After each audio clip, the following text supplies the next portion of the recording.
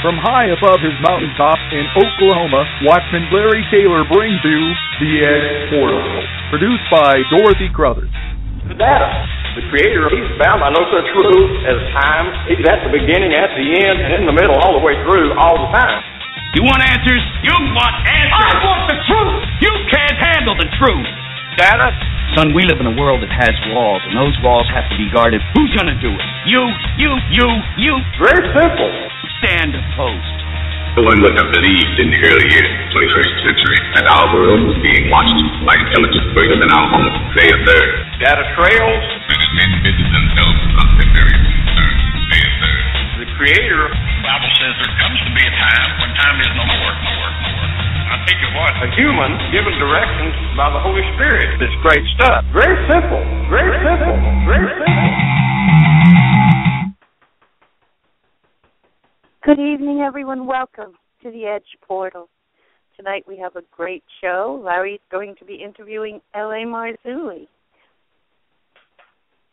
And we are going to take questions, but they need to either be posted in the chat room or emailed to me during the first hour. And that email I will post in the chat room. It is dchurchy1@hotmail.com. That's DCHURCHY1@hotmail.com. Now here's Larry. Hello, guys. Oh, my. Glad to be here today. And L.A.'s right here with me. I mean, we're like, maybe just, one dimension apart. I mean, we're close. But anyway, L.A., welcome to the show. Hey, Larry, thanks for having me here. Really appreciate it. I'll tell you what, I thought about how I was going to introduce you, and I thought if a long introduction would take up the first hour. So, I would definitely have to do a shorter deal than that. But, most of the listeners of this show probably have heard, they've heard your shows. They follow you. They follow Richard and Augusto and different ones. And, you're a busy guy. I mean, I have to say that, L.A., you're just a busy guy. Well, that's true. I'll just leave it at that. Yes, I'm busy. Probably too busy sometimes. Hey, listen, I wanted to, this will be a little bit different. I wanted to kind of start from somewhat the beginning in a way. Okay. Right. Years ago, I used to watch, I'd read a lot of magazines and different books, and in the back of one of those books, and I'm talking 15, 16 years ago now, I saw a book with a green cover, and it had what appeared to be a kind of an alien-looking form, right on the very, cover of it, and it looked interesting. I actually, I mailed out for it. I got it, and this was really before I was into, the Internet very big at that time. And, the first book out that I got a hold of yours was The Truth Is Here, and it's really the Nephilim series. It's Nephilim series volume 1, and I checked that out again. It was a paperback, October 1st, 1999. Yeah. That's how I bumped into L.A. Marzulli. And of course, then you were using Lynn for a first name. That's correct. And oh my, let me tell you. Tell us a little bit how that book got started, because that is so intriguing. I would have never thought of a somewhat hero in a novel of that caricature, basically, and I use that word lightly, caricature, but an alcoholic, kind of bummed out reporter, journalist. Tell us how that got started, that you'd even write a book like that. Well, you're talking about the Nephilim trilogy, which originally was published by Zondervan. It became Volume 1 and Volume 2 in the series, where Book 1 and Book 2 became bestsellers on the Christian CBA bestseller list. I took the rights back to it after 2005. The last book was published. They just weren't into it. They never really did anything with it. People were calling it The Next Left Behind. Why isn't Zondervan doing anything about it? We had some rave reviews. I remember from the I forget which reporter it was or which review it was, but it just said that The Unholy Deception, which is the second book, has one of the most spectacular endings in all of fiction. I mean, I didn't write; somebody else wrote it, and that's very humbling to hear something like that. And I'm going. Are we talking about the same guy here? Is this the same novel we're reading? But those are very heavy comments. And the last book, The Revealing, was released in 2005, and I took the rights back to it, I think, in 2007. We now publish all 3 books of the Nephilim trilogy under our own publishing company, Spiral of Life, under L.A.LA Marzulli. And you get all 3 books for $25. So that's you can go there and check it out at lamarzulli.net. But I was doing all the research for this basically from roughly 1988 on, and that's when I ran into Dr. I.D.E. Thomas, because Dr. Thomas's book changed my life. That was, everything I can point back to reading The Omega Conspiracy by Dr. I.D.E. Thomas.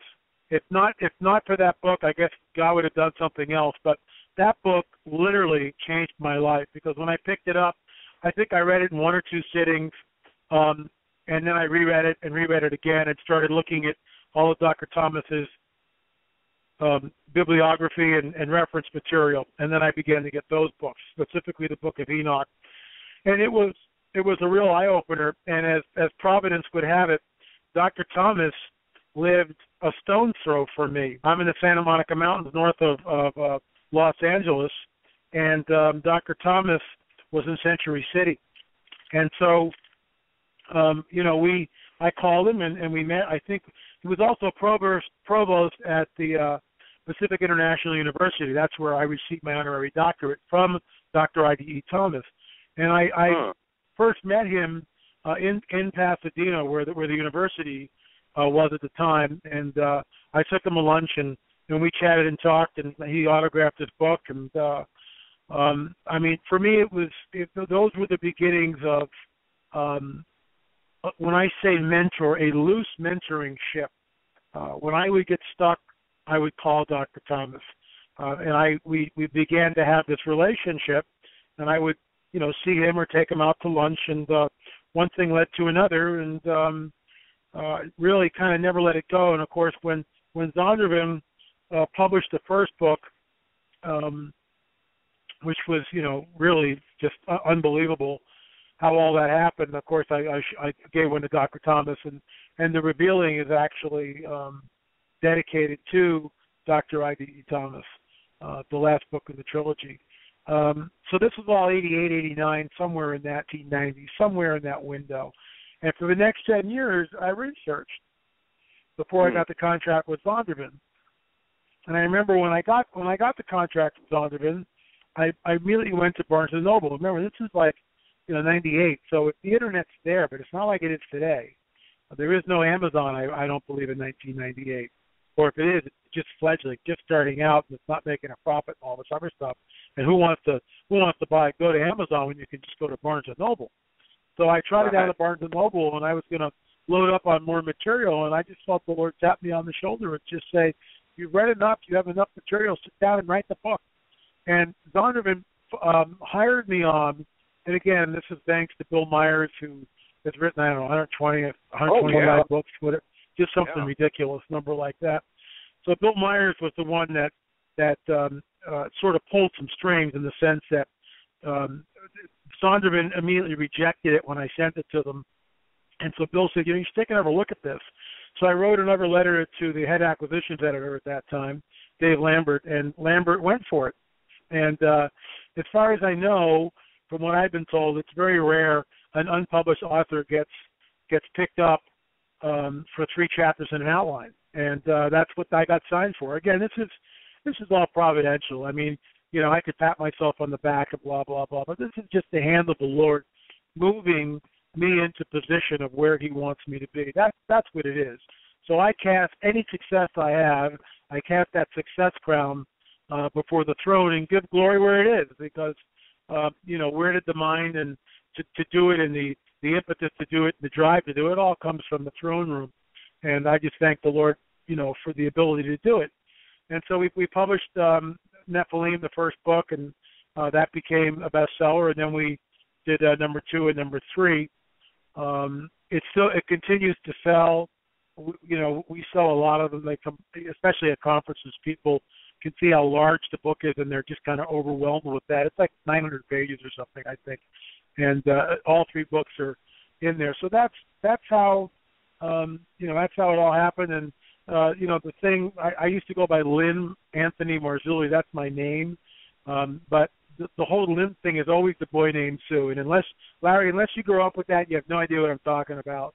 And I just, okay. Yeah, it's just dreadful. And so that's why even the first book, it said L.A. Marzulli, but I didn't really start emphasizing that and probably till a few years later.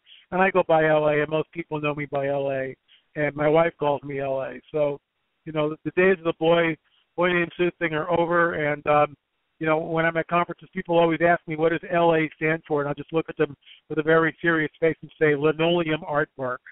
So there you go. So the cat's out of the bag, Larry. Man, that's a story.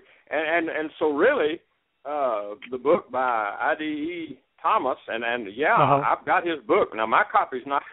I've never met him. My copy's not autographed, but man, it's a powerful book. I mean, for those that haven't read it, they need to get it. But I was riveted when I read your first book of the Nephilim series. 2 and 3 wasn't out yet. And matter of fact, I don't know if you're even thinking about writing them, but my Lord, that book caught me, and I began to look for number 2. And then I think we was on the internet just a little bit. I was going to your website and checking for number 2, and I found you finally got it out. I read it, and then I waited on 3, and of course 3 was the last in the series.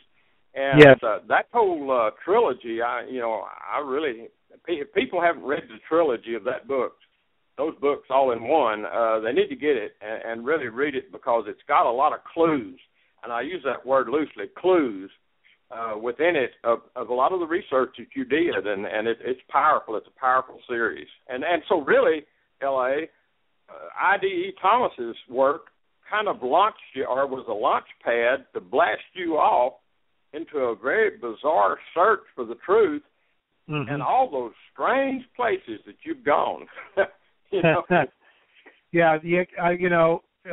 Dr. Thomas was a mentor. He passed away in 2013 at 94 years old, and 93, 94, and he's sorely missed. But when I received the honorary doctorate from Dr. Thomas, both my wife and I picked up on it.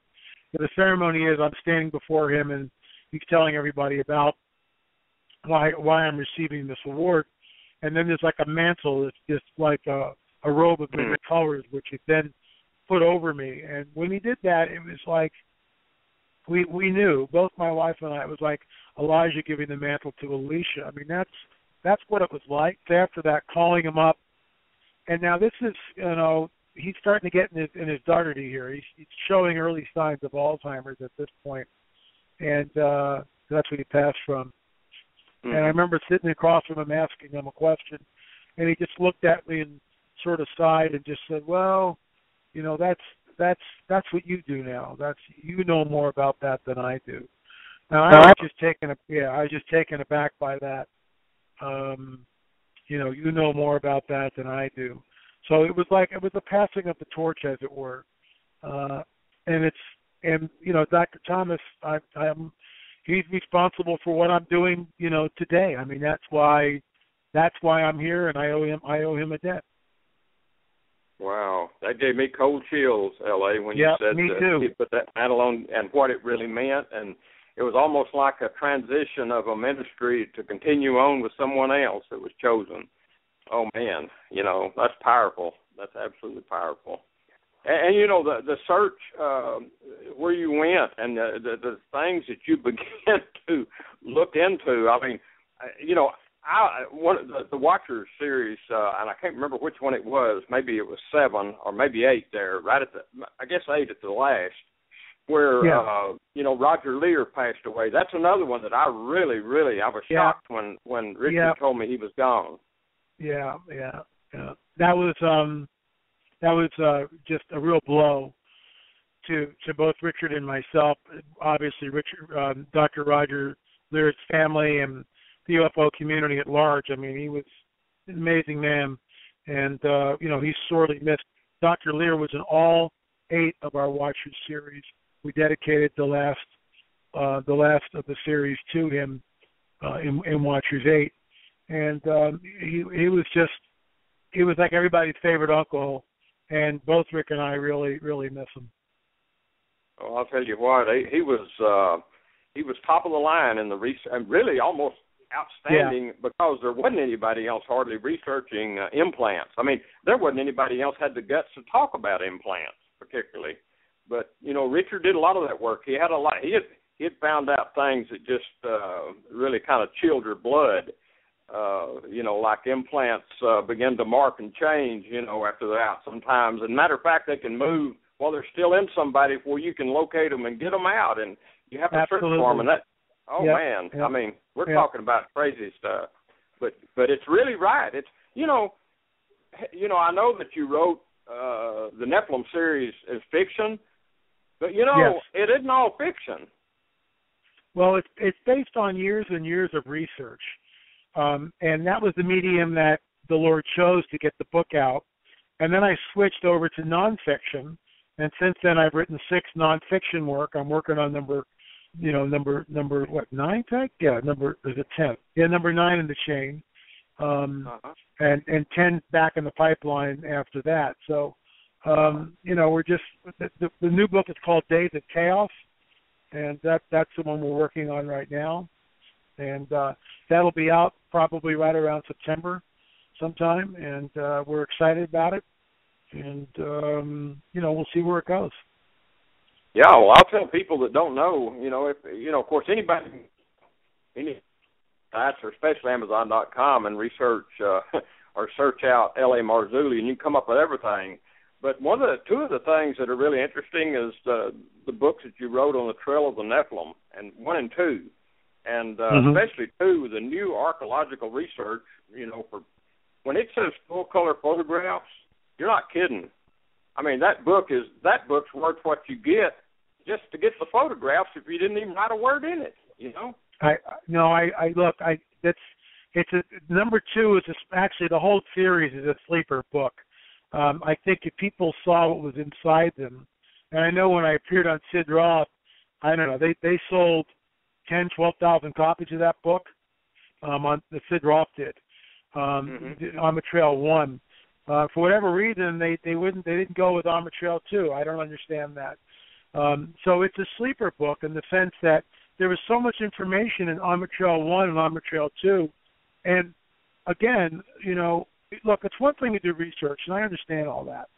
It's another thing to be in the field and making the research. In other words, people will be drawing on some of what we're doing in the Watcher series and what I've done on the Trail.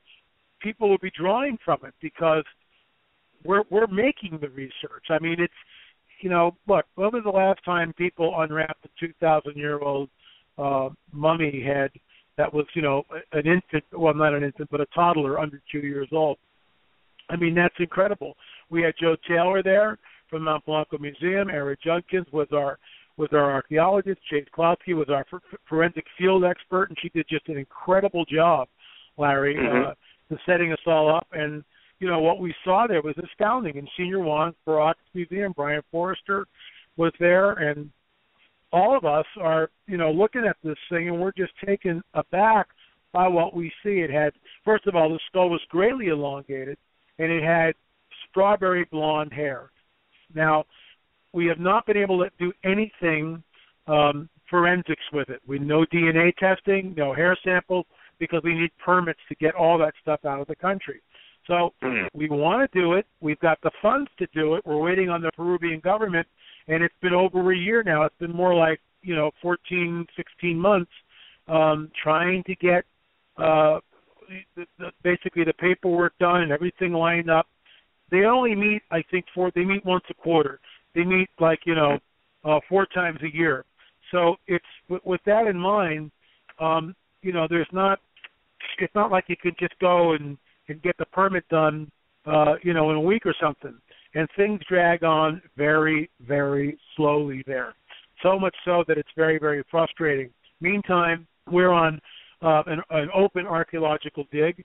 which I'm not at liberty to tell you where, but we're working with an archaeologist in another state, and that's an ongoing dig. It is a mound on private property, and of course we're not, this is all above board, all legal, with an archaeologist on private property. In this state, you don't need permits to dig if it's your property, and of course that's why we're there. And we have found some very interesting artifacts, and we'll be actually, I'll be headed out to the site the end of June, and we hope to uncover something that might be startling. We don't know what's in the mound, but we should know by the end of June whether or not it's a burial. And we kind of think it is a burial, but we're not sure yet. So we just got to wait and see. But one of the biggest finds that I discovered, and I like to say this on the shows that want to talk about on the trail, because the way the game is played in the media is there's a lot of imitators. There's a lot of copycatters. They'll see you do something. I'm not going to mention the guy's name, but he wrote a book.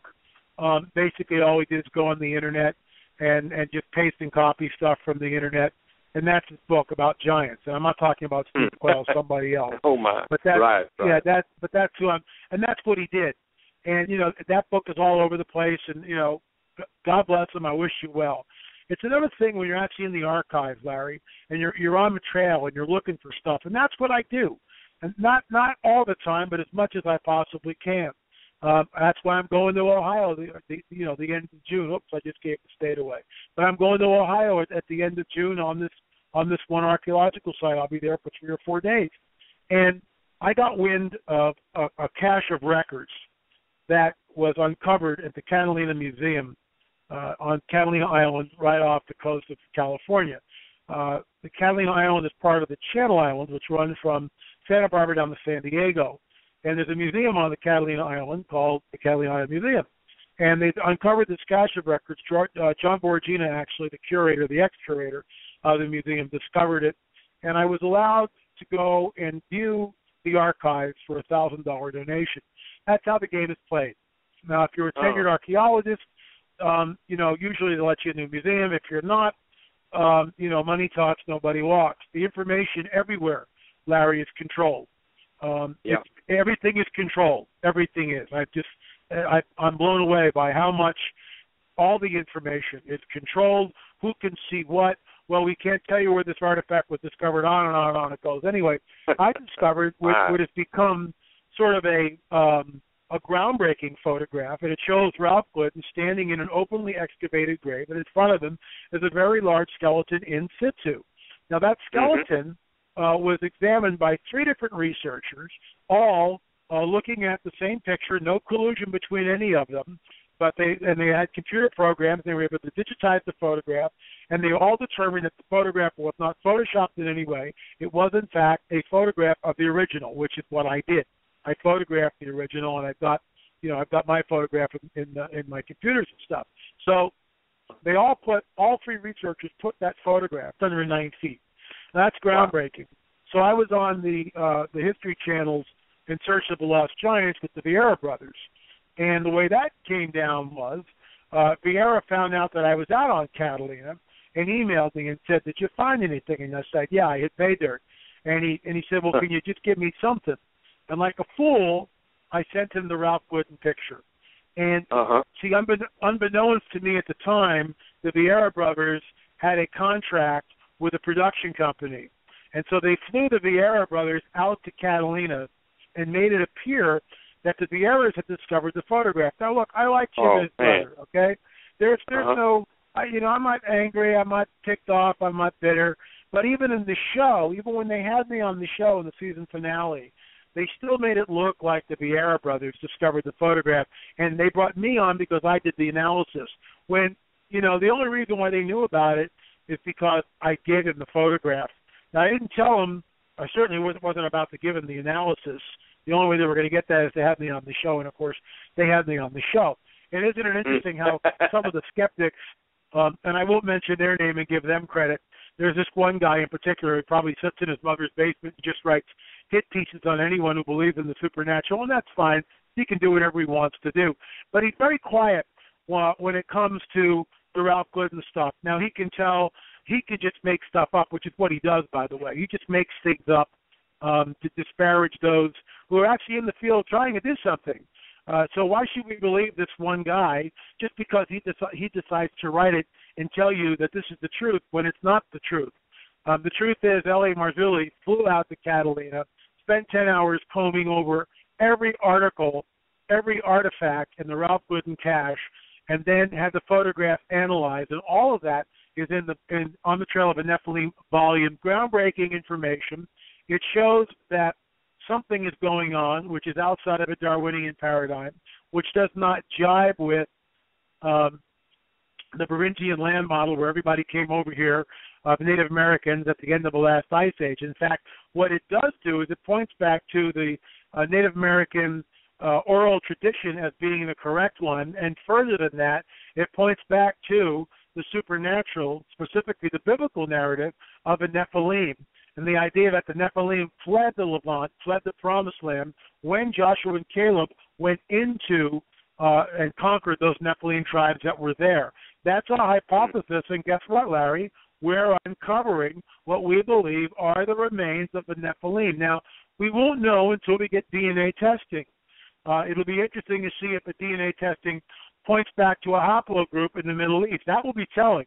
If we can even go that far and show that, oh my gosh, here's an elongated skull, or here's human remains from an archaeological site in let's say one of the 50 states up here in North America, and that rewrites history as we know it, because nobody's supposed to come over here before Columbus. That's right. That's what they're trying to tell us, right? And we're saying, no, you guys are just making this stuff up as you go along. The evidence points to people want to diffuse. In other words, there's two models in archaeological circles. One is a diffusionary model, which believes that people have a wanderlust. They're willing to hop on a boat and sail to parts unknown just because it's there. What's on the other side of the mountain? I don't know. What are you doing tomorrow? Let's go. Charge, and off we go. Human nature and the human spirit, that's how it is, and that's never been quenched. The other one is the isolationist, where, oh no, people huddled around their campfires and didn't go anywhere. Frankly, I think that's a bunch of hooey. The human spirit being what it is, to go where no man has gone before, Star Trek, but that's exactly the human spirit. That's who we are. That hasn't changed since man first walked the earth thousands of years ago, and it certainly hasn't changed now. So that's why I'm on the trail. That's what we're doing. But here's the rub, and I'll give you I've already told this a couple of times, but you're one of the first people that I've told it to. Richard and I went out to Catalina to do a shoot in the museum with me there. Now, the Ralph Gooden display was basically reduced in size. At one point, it took over the whole museum. Now it was down to like one room, but that's okay. And in that room are many pictures of Ralph Gooden in his museum. It's very macabre, with bones everywhere, and he's a little more than a grave robber. And I understand that, okay? I get that. And yes, in the latter years of life, he was very sensationalistic. I understand all that. But that doesn't negate what the man found. It doesn't. It doesn't negate what the man found, okay? And that picture that is in my book, and the one that I gave to Vieira, which was on the History Channel, and you can go see it on the History Channel's website, or go on my website, lamarzulli.net, and see it for yourself. That picture now is there in the new display. It wasn't on display the last time I was there. In fact, I was the guy who discovered it. But get this, Larry. The picture on display has been cropped. So you no longer see the giant laying in situ in front of Ralph Gooden. All you see is Ralph Gooden holding a shovel in the recently excavated grave. The picture has been cropped. And when I went to the curator, I said, why did you guys do this? And she said, well, that was the picture I was given. I said, that's not the picture that I saw. And we actually have a picture of me holding the book, Richard holding the book right below the picture. I mean, what's going on here, folks? What are they afraid of that they can't release that picture? So there you go. Damage control, you tell me. Oh, man. I'll tell you what, a couple of things you've said is politically incorrect. Number one is the fact that any of this stuff biblical or goes along with the Bible. And number two, well, we couldn't hardly either have the Native Americans' oral traditions or legends. They couldn't be true. I mean, all this goes against, probably the last 50 to 80 years of hiding all this good stuff, And sure. You're exactly right. A lot of this is, so much of what's real is hidden. And it takes a special personality, I guess you could say, pointing at you, L.A., and different people, to go out and root out the truth, dig up a bone, or find a skull, and that's exactly what you do. And I can see why you run into so much problema, is because the fact of a lot of what you're finding, they don't want uncovered. Oh no, I completely agree. Completely agree with you. There's an axe to grind here. No pun intended. And the axe to grind is a Darwinian one. They will not allow any other paradigm to be even considered in both academia and the scientific community. Now, what's great about this is Ben Stein has done an amazing movie, so I don't have to do it. And I couldn't have ever done it the way Ben did it. Stein's movie is, if you have not seen it, go on Netflix and watch Ben Stein's movie, Expelled, No Intelligence Allowed. Stein's movie shows exactly the bias in both the academia or the academic and scientific communities. He shows that where no intelligence allowed. In other words, anyone who disagrees with the Darwinian paradigm, anyone who would even point to intelligent design as a possibility for creation is immediately drummed out of the club, as it were. And that's what's at stake here, Larry. That's what's at stake. All the information is controlled. Any information that would show another paradigm is severely dealt with. For instance, what happened to that skeleton that Ralph Glidden uncovered? Where is it, and why can't we see it? And, of course, how convenient is this? When Ralph Glidden loaded everything up onto the boat capsized and sunk in the Channel Islands outside of Los Angeles. Well, that boat material, was going to the High Museum, and the High Museum was later gobbled up by the Smithsonian.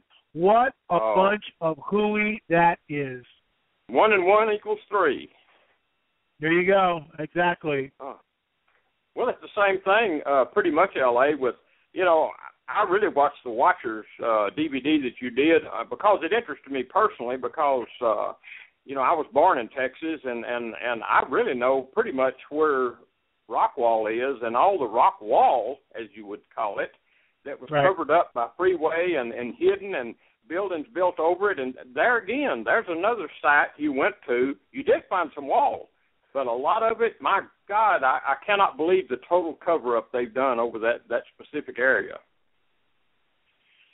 Well, and we really don't know what we're looking at with Rockwall. I mean, I've seen History Channel's, what's his name, Scotty Walper was there. And, Scott, they uncovered this huge section of the wall. Scotty went up, looked at it and said, it's natural. And I'm not so sure. I'm just not so sure. I mean, I've looked at the work of John Lindsay, who spent his own nickel, his own money, to uncover Rockwall and did some archaeological work there. And, of course, he's trying to say this is from an ancient civilization and there's writing and all this other stuff. Well, see, this is the problem with all this. For instance, in Ohio, there's allegedly these artifacts. They're called the Holy Stones of Newark, or the Newark Holy Stones. And they came out of a mound, and they show what appears to be Paleo-Hebrew writing on the stones. Now, that's not supposed to be there. But see, then it gets into this whole Donnybrook, well, who discovered this? Is it a hoax? This kind of stuff was going on at the latter part of the 19th century, and I understand all that. But what we do know is this, Larry. We've got, and I wrote about some of this in On the Trail 1 and On the Trail 2. We know that the bones of the giants were packed up and given to the Smithsonian, who promptly lost them or never received them, according to the reply.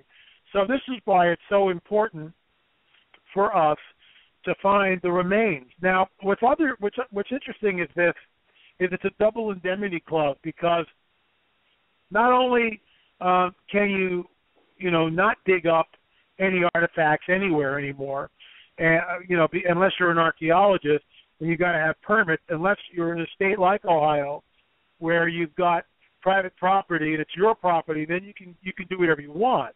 They're actually upholding the Constitution. Oops, I can't believe it. But with NAGPRA, Native American Grave Protection Repatriation Act, any type of remains that are found, immediately you've got to stop what you're doing. You call the coroner, then a member from the tribe comes out and looks at what you're looking at. Well, I get that. I understand that. NAGPRA's a great law. And they were doing this because in the 50s, there was this site in Kansas that basically just showed a Native American graveyard. I mean, I've got pictures of it. However, Larry, this is where it goes off the rails. Some of the photographs in some of the burials had 6 fingers. And we don't know what's going on with that. But here's the deal. Most of those skeletons that were shown, it's somebody's uncle, somebody's great-grandfather. Absolutely. I don't want my family dug up and put on display, and you wouldn't want your family. I totally get that. I totally get that, and I understand it. And I'm right down there 100% with Native Americans and NAGPRA. However, and this is the big but, and this is the big however, if these entities are not Native American, then we have a right to know who they are. And that's what we're saying. There's a site in an undisclosed location which we have not been able to allow the Native American tribe, which has jurisdiction over the site, they've not said yes, they've not said no. It's in limbo. But archaeological work was done in the 60s before NAGPRA, and they declared in that report, which you can no longer find, by the way, the entire report has been redacted from the records. Isn't that interesting? You can't find it anymore, but we've got a copy of it. And the report said very specifically that the remains that were found and the artifacts that were found are not likened to any known Native American tribe, and that's our whole point. That's the whole point, Larry. We're saying that there's a race here before Native Americans. Look, I was just up at America's Stonehenge in New Hampshire several weeks ago, and there's no way, with all due respect, that Native Americans built this, just like they didn't build the Newark, Ohio mound and the Octagon mound. They didn't do this. Native Americans didn't do this. That's why Chief Joseph is going to be speaking at Nephilim Mound 3, which is September 12th in Ohio, in Newark, Ohio. Gary Stearman, Russ Dizdar, Chief Joseph Riverwind, Fritz Zimmerman, and L.A. Marzulli. One day, and then the next day, Sunday, we'll be on the mound. And Fritz will give us a one-on-one tour there. You won't want to miss this, folks. Go to Nephilim Mound 3. That theater is a beautiful theater. It seats 640. We think it's going to sell out. We really do. Last year there was standing room only, completely sold out, and we sold out 2 to 3 months before the date was even there. So, look, I don't know what's going to happen, but with that kind of a lineup, you want to get your tickets early. Cutting-edge information. And what's incredible about this stuff, Larry, I mean, Chief Joseph has told me, come on the record in On the Trail of the Nephilim Volume 2, which is why we're having Native Americans didn't do this. They didn't have this kind of knowledge of precession and equinoxes. And when you go to America's Stonehenge, it's a lunar calendar based on an 18.6 lunar year. Well, when I heard that, I about fell over because guess what? The Octagon Mound in Newark, Ohio is based on an 18.6 lunar year, and Kelsey Stone and Dennis Stone didn't put that together because they had not been to the Octagon Mound yet, so they didn't know that bit of information. See what I mean? There's a connectivity between the sites, and they've migrated west. There's also, they have found Phoenician writing on in and around America's Stonehenge. There are also these very large stone cairns which are on the property. We're trying to see if we can go in and do a proper excavation of those. There may be burial chambers below them. We don't know. So that's why we're on the trail. That's why we're on the trail. And when you're on the trail, that's what I really get intrigued with is you're not on the trail searching down data on the internet or reading a book or another book and another book. No. You're literally walking on the ground.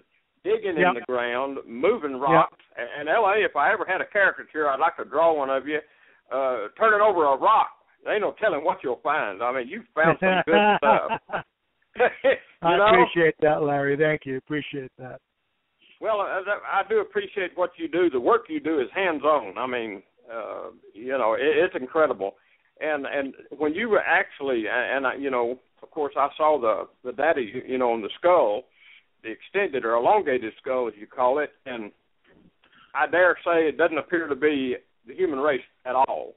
I mean, humanoid maybe, but not the Adamic race, as we would call it.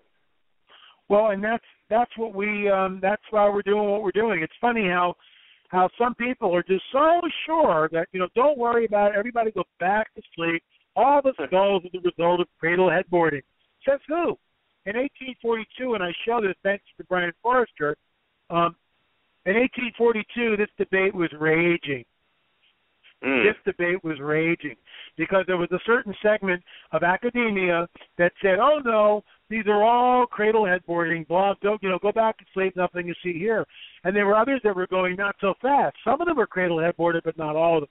Cradle headboarding is when you take an infant, you bind the head to a plank or something hard, and you can shape the skull. We understand that. But some of the skulls that we've seen, while, some are cradle headboarded, others we definitely think are not cradle headboarded. There are several of them right now that once we get permission in Peru to get to DNA sampling, we can't wait to sample those skulls and do the DNA sampling of them. And that's going to, determine at least what we're looking at, maybe throw a bit of a monkey wrench, no pun intended, into the Darwinian paradigm. That's what's at stake here. It's so funny, this one academic, and the guy is brilliant, but unfortunately, he's of the ilk where the mindset where it's like, look, don't worry about it. All these things are cradle headboarded, blah blah blah blah blah. Well, it's just like the implants. It's the same guy who was making fun of the implants 2 years ago when I started talking about them, and now everybody's silent because of Watchers 7 and Watchers 8. What do you do when you've got a guy who was abducted when he was 5 years old, has an implant in him for 40 years? It shows up on X-ray, CAT scan, Gauss meter, which by the way, it came in 8.0, 8.5 milligauss on a Gauss meter, giving off a radio frequency of 330 hertz. Well, what are we looking at here? And then when we go to take it out, it just vanishes. And once there, all of a sudden the thing comes up. Look, it's spiritual warfare 2.0. That's what's really going on. It's amazing. The critics are dead silent on this thing because they know they have no leg to stand on. Before you start coming after me, go do your own research.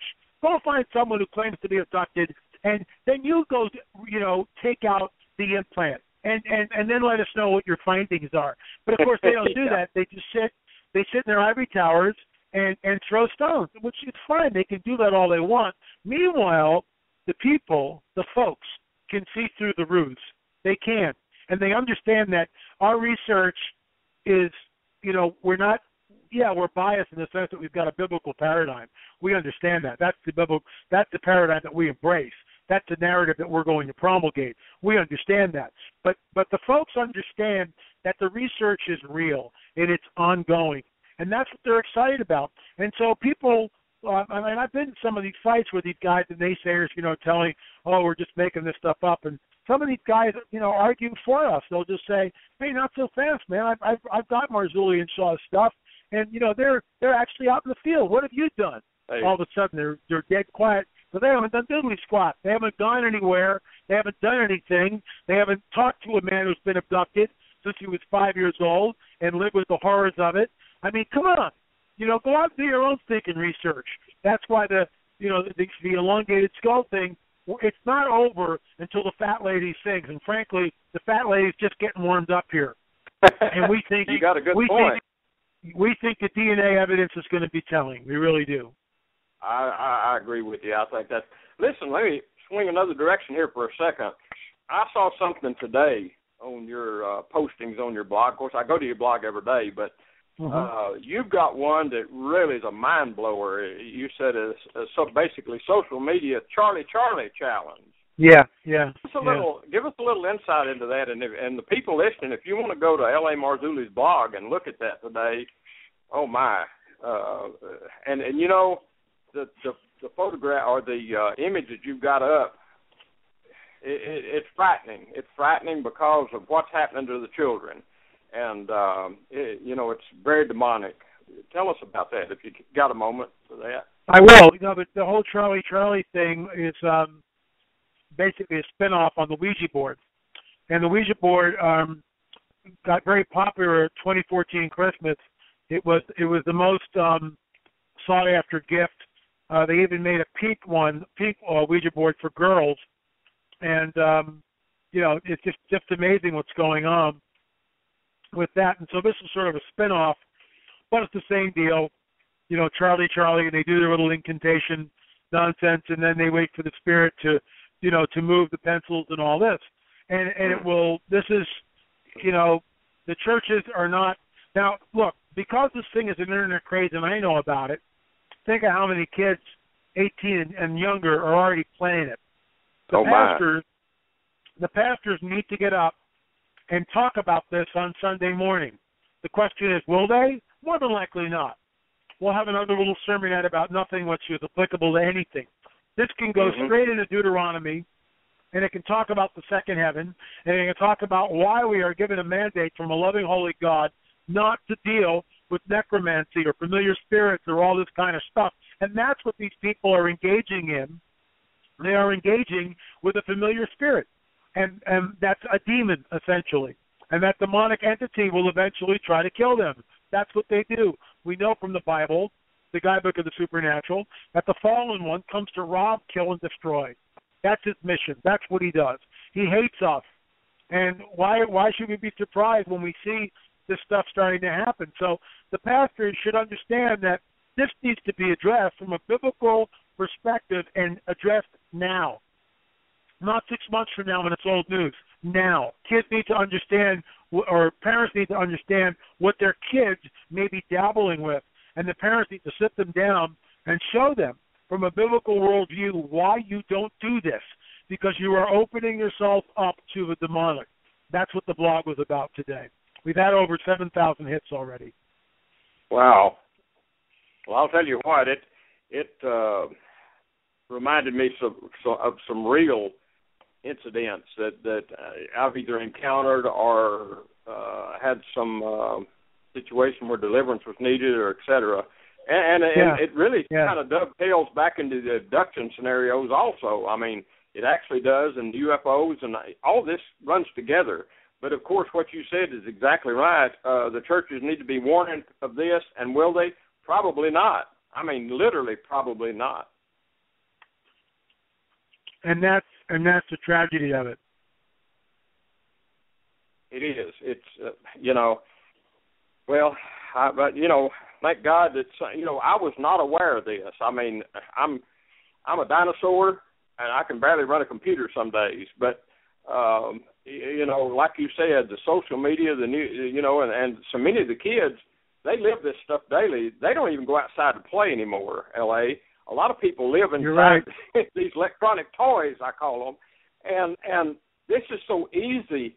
This is an easy access for the demonic to reach out to the youth, to the well, almost you could say almost a lost generation, you know, and there's no warning out there. I mean, people are more worried about you know, 1 and 1 equals 2 marriage type situations than they are the demons coming after the children. Now, that why? I don't know. I don't even have a good answer for that. But the demonic, you know, it's like L.A., so many people now, and there's so many prayer needs across our nation. Of course, we know why a whole lot. But the demonic is literally on a roll. And what's interesting is a lot of the reason the families are in the situation they're in is the adult in the family, or the one with the spiritual leadership, didn't do their job. I mean, it's just as blunt as that. They didn't do their job. And then they have families that are totally disjointed, disorganized, and chaos, and, you know, no one can handle their family. So we need prayer. But I point my fingers back at people that was in charge, spiritually in charge, whether they ever took that place or not, and I say, you didn't do your job. I agree. Totally agree with you, Larry. But, you know, me saying that and them understanding and saying amen is, well, that's a different, it's almost like I'm living in one dimension. They live in another completely, maybe another planet. But I'll tell you what, we're probably 10 more minutes here. Dorothy, do you have a question or two right now handy? Really? From the queue? Yes. Let me pull it up. Joseph wants to ask L.A., where are we in the seventh seal? You mean the 7 years of tribulation? Is that what he's asking, Dorothy? He's asking. He said the seventh seal. Oh, the seventh seal. No, I don't think we're anywhere near that yet. I think these are the birth pangs that Jesus talks about, which will precede the tribulation. The birth pangs give birth to the tribulation period, the time of Jacob's trouble, that 7-year period, which unless those days were shortened, no flesh would survive. We're not there yet, but we are in the birth pains, which is why it's getting worse and worse every year. Look what's going on in Texas with the flooding, Oklahoma, your neck of the woods, Larry. Look at the severe drought in California. Look at the record snow. Still in Boston, they've got piles of snow, and here it is. We're headed to June, and they've got snow up in Boston. Are you kidding me? Are you kidding me? Look at the wars and rumors of wars. Look at the Middle East seething. Look at the Russians, the Ruskies, and the Ukrainians. Look at the instability of the dollar, of the petrodollar going up against the Chinese yuan. Think about the BRICS nations: Brazil, Russia, India, China, South Africa, trying to create a new global currency to move basically the global currency from the petrodollar to the Chinese yuan. Think about the tension in North Korea. Look at what's going on in the tension all throughout the Islamic world, where different factions are attempting to set up a caliphate. Look at the Islamo-fascists that are in this country, that are trying to create Sharia law over the Constitution. That can't be. Think about Ann Coulter's new book, The Browning of America. And this might sound like a racist statement, but it's not. The bottom line is you can't let thousands and thousands and thousands of illegal immigrants with a fourth-grade education into the country. And what Mexico and some of these countries from South America have done, they've exported poverty to this country. And I can't blame these people for coming here. Who wouldn't want a better life? I get it. But they know nothing about the culture. They know nothing about how we have the freedoms that we have. Some of these people think that the government gives them their freedoms. No, our freedoms are in the Constitution, and it declares that our freedom and our rights are God-given rights. They're not given by government. And as Jefferson says, and it's my hero, Judge Napolitano quotes from constantly, that a government is best that governs least, and he's right, and I certainly concur and agree with them. Look at what's happening here in this country with the trillions of dollars in debt that we are, trillions of dollars in debt, and yet Emperor Obama just acts like this. You know, everybody's got to pay a little more. We are taxed with an onerous tax debt system in this country that our founding fathers would be rolling over in the grave. In fact, maybe they already have, by seeing the onerous burden that the federal government has put on every single person. And look, I pay my taxes. I'm not telling you not to pay your taxes. That's the law of the land. But the law needs to be repealed, and it needs to be redone where the IRS, with thousands and thousands of pages of this stuff, just make a simple flat tax and everybody go home. Out here in California, everywhere I turn, we pay one of the highest state taxes in this country. Where does the money go? Why is our government in California bankrupt when all we do is we're just taxed to death, from the coffee that we drink in the morning to the to the gasoline that we buy in the pump to get to work and back? Are you kidding me, Larry? Then you look at the earthquakes and the volcanic activity, which is happening all over the globe. Look at the Ring of Fire. Look at the 8.0 earthquakes and 9.0 earthquakes. Look at the earthquakes happening in Oklahoma City. What the heck is that about? I mean, the whole planet. Look at the animal and fish die-off, the whales, the birds, the animals, the extinction of like certain species. I mean, do people really think this is business as usual? Are you kidding me? And then I haven't touched the UFO stuff yet. And then you get into the whole UFO thing, and it's like, oh my gosh, we're not in Kansas anymore. Wake up, folks! Wake up! It's like the proverbial tornado has hit. When they finally reach the UFO level, it's like my mind can't wrap around this. I'm gone back to the fire. You know, it's like you said earlier. You know, everybody huddled around the fire, and nobody goes in the dark. You know, to look around. or leaves the cave. You know, it's almost that mentality anymore. You stay huddled around the fire because it's kind of dark out there, and so nobody searches out the truth. And you know, and those of us that do, L.A., those of us that really search, really go out and like you do, lift up a rock and look under it. You know, we're the crazies. Something's wrong with us. I mean, we're trying to bring back. We're bringing back word that the sky may be falling soon. You know. Well, that's where we are, isn't it? I mean, that's where we are. People just need to wake up. I mean, that's the bottom line. People just need to wake up. Oh, it's amazing. I mean, absolutely amazing. And recently too, I had a interview with Richard Shaw. And we talked about the Words Project, and, you know, I had a lot of difficulty getting to people that had a spiritual side to it, that these were, it might have been rappers doing it, but they were using the red words of Jesus of Nazareth. And, you know, it's almost like they were blinded. People were blinded to what was really going on. I agree. Nope, I completely concur with you. It's so shocking. We've got about another couple of minutes. Do you have one more question while we're on this side, Dorothy? Yes, I have a second question from Miss Elaine. Big fan. She said, please ask L.A. if he has ever heard of the Sanilac petroglyphs in Michigan. She said she's been there several times and gets a very eerie feeling there. Wait, what is it again? Sanilac, S-A-N-I-L-A-C, petroglyphs in Michigan. No, I never have. No, I haven't. I've heard of that. I think I've heard of that one, but I haven't been there. Well, why don't we take a little break, and I'll head to the car. We can do the next half an hour when I'm driving to. We're actually meeting with Dan Gordon tonight. At 5:30, and we're going to do a shoot with him for Watchers 9. So, oh man, we'll just Dorothy, go ahead and take us into our break, and then LA will get on the go, and then we'll connect with him on the go and see where LA's going. Okay. Thanks, LA. Talk to you shortly. Thank you, Larry. Well, we're back, and LA, you back with me yet, or you on the road? I'm here, Larry. Can you hear me okay? Okay, good deal. And listen, we'll chat along here, and when you have to go, just let me know, all right? This has really been fascinating. Sounds like a plan. Sounds good. Hey, and one of the things you're going to see is Dan Gordon. I've been a fan of his for years. Really, really good man. I really enjoyed Richard. You know, had an interview with Dan Gordon in Israel when the Gaza situation was going on. Yeah. Yep. And unbelievable. That was really good. Yeah, it was. Really good stuff.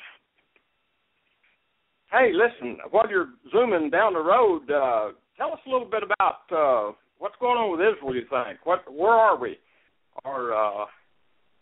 That's a fascinating subject. And matter of fact, on top of the news today was a report that Iran is trying to go ahead and push a summer Israeli-Hezbollah war to keep Israel off of them until they get their job finished on making their nukes.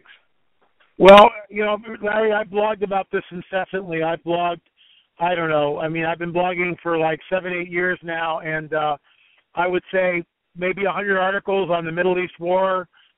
Look, it's coming. Israel right now is surrounded by those countries who pose a direct existential threat to her.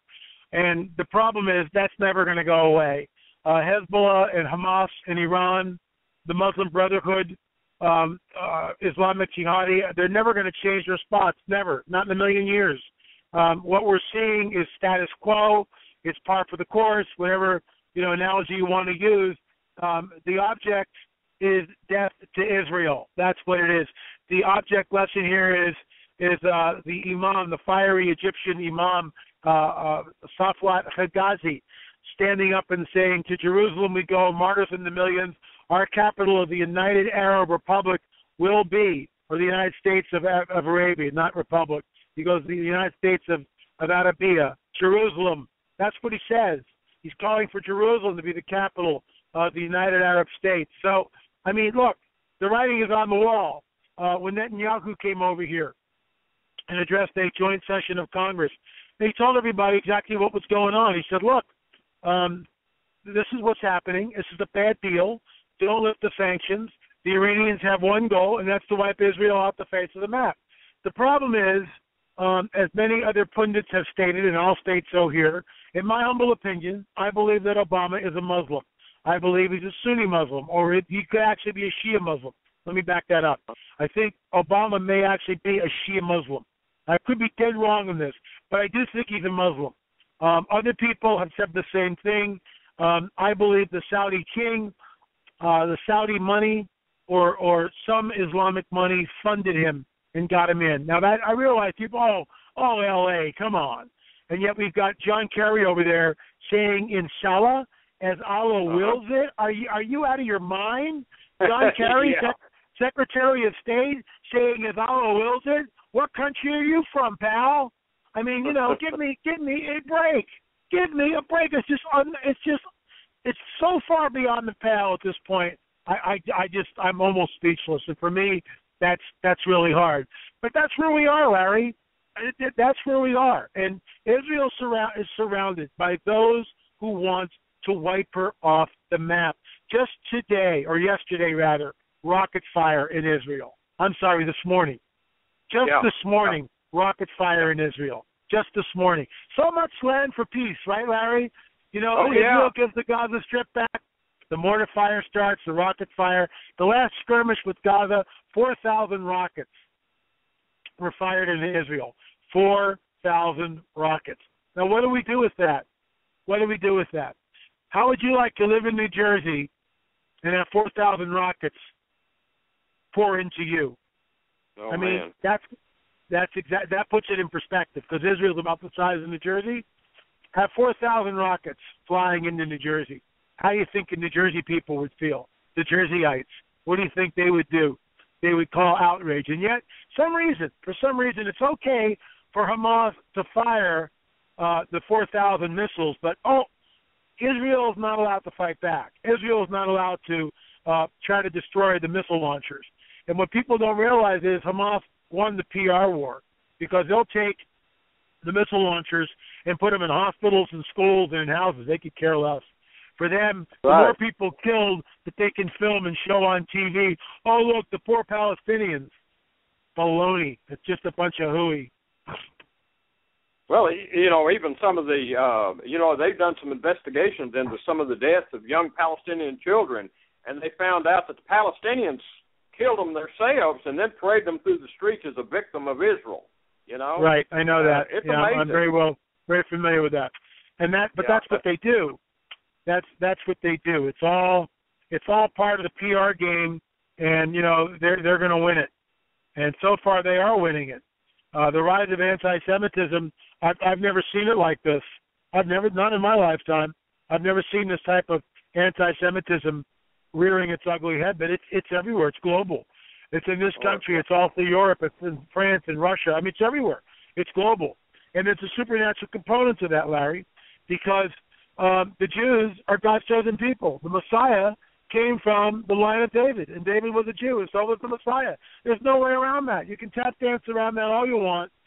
Take your replacement theology and, take a good long drag of that intoxicant, and let me know how that works out for you, because it doesn't work.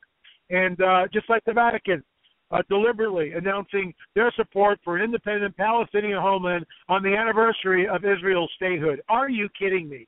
Are you kidding me? Exactly.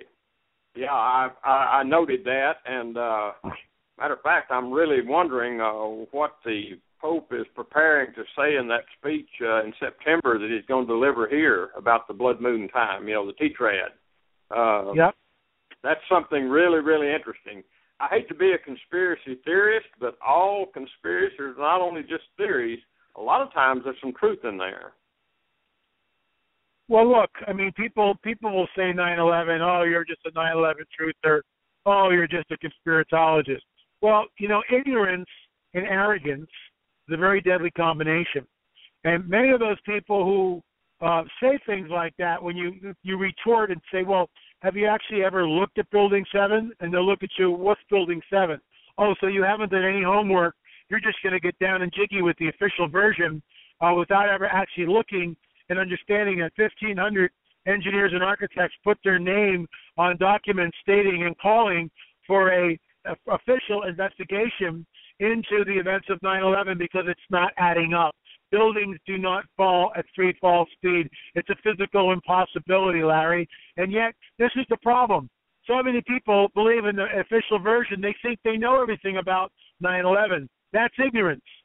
And then combined with that is this arrogant attitude, oh, well, you're just an idiot because you believe in conspiracies. No, I don't believe in conspiracies. What I do believe in is history. And history shows me that governments that are power-hungry will do anything to maintain their power. Hitler burnt the Reichstag.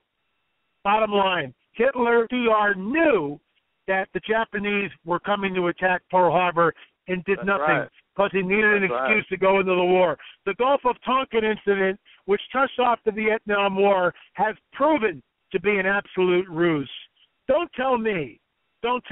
Study history, spend a modicum of research looking at the events of 9/11, and you will see that I don't know what happened that day, but I do not believe the official version, just like I do not believe in the official version that Lee Harvey Oswald killed Kennedy. Unless you've been to the kill site, and I've been there, unless you've walked the ground and stood behind the grassy knoll, the picket fence that's there, and notice that the kill shot is less than 60 feet from that fence, Larry. It's less than 60 feet, precisely where the limousine slowed to almost a complete stop. And get this, for all you ignoramuses out there who have never done a modicum of research, I challenge you to go to YouTube and just type this in: Secret Service stand down, JFK assassination. I challenge you to do that. What you will see is the two Secret Service agents, which should be riding on the bumper of the presidential limousine and shielding him with their bodies. At the last minute, they're told to stand down. And the camera shows one of the agents because the other agent fades out of the picture. The agent is going, shrugs his shoulder and throws up his hands in exasperation because he knows this isn't right. 10 minutes later, Kennedy is dead.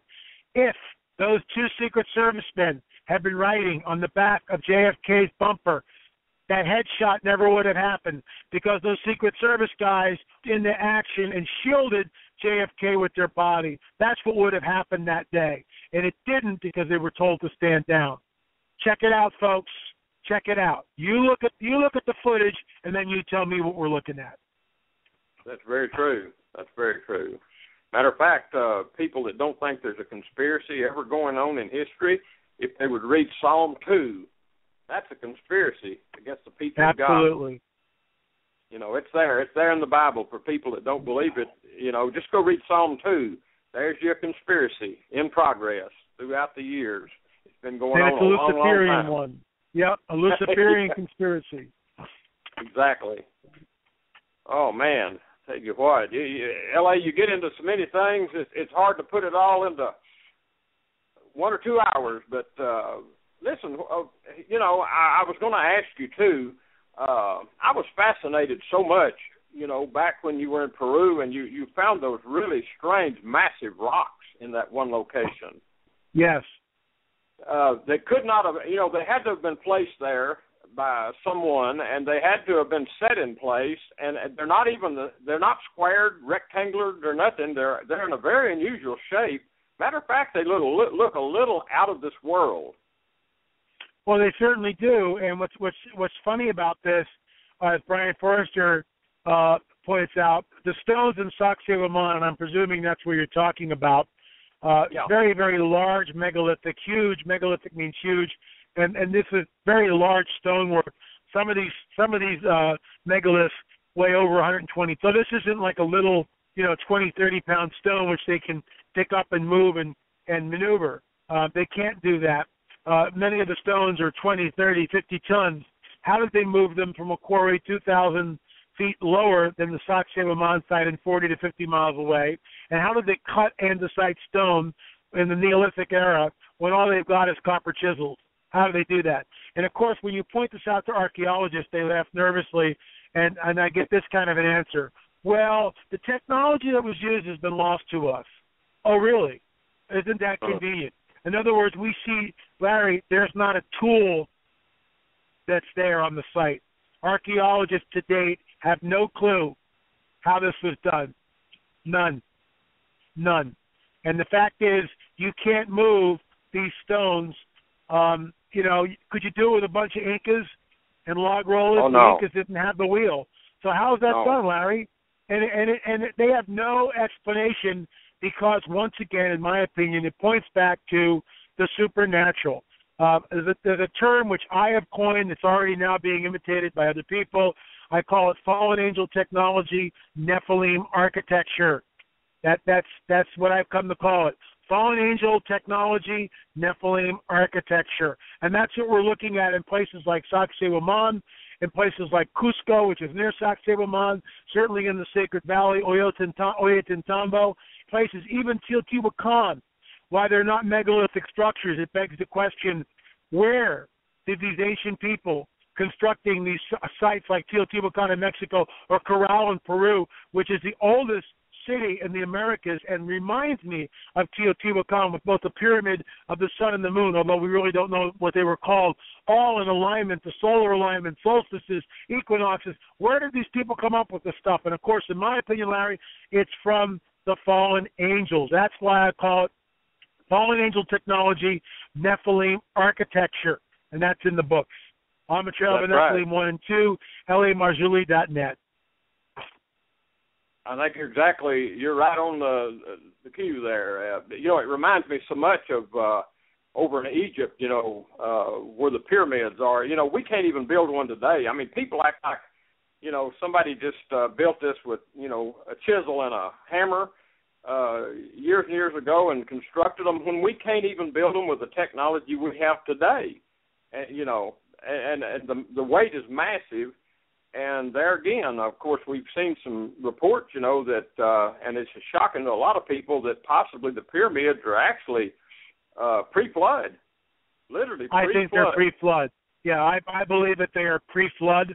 I believe, and this is, the work of Patty Heron, the Pyramid of Apocalypse, Nephilim, the Pyramid of Apocalypse. I think that's the title of the book.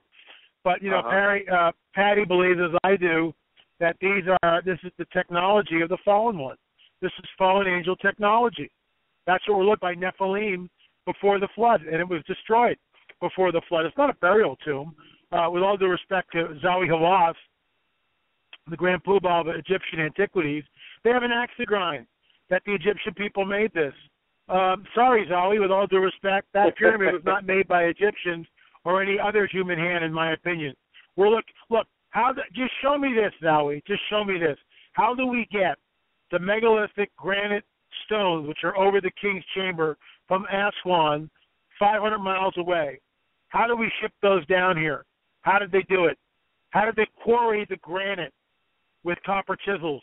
Just show me that. Let's just stop right there, okay, Zowie? Just show me that. Show me how you quarry these huge megalithic blocks of granite from the quarry 500 miles away near Aswan. How do you do that? Just show me that. I don't care about the building of the pyramids. Just show me that. Just show me how you do that 4,000 years ago. And guess what? You can't. And that's the whole point. And therefore, your entire theory collapses of its own weight.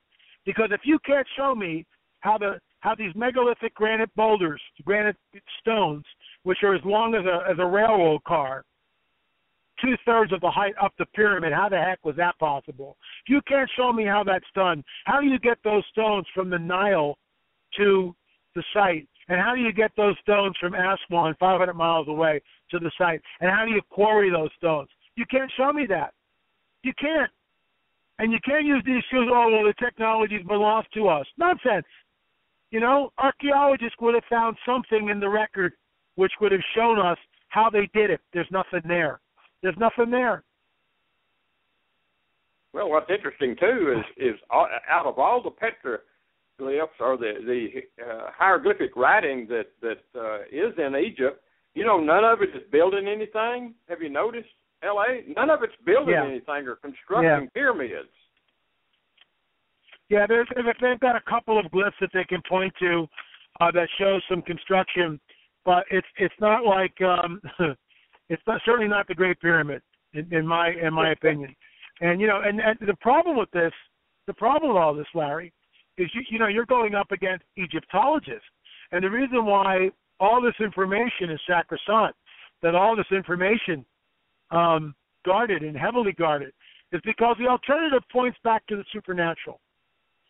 And the supernatural then points back to the biblical narrative. And the biblical narrative states that mankind has fallen, and we need a redeemer. We need someone to bridge the gap between fallen man and the Most High God. And we had that. It's already happened 2,000 years ago. His name is Yeshua, Jesus.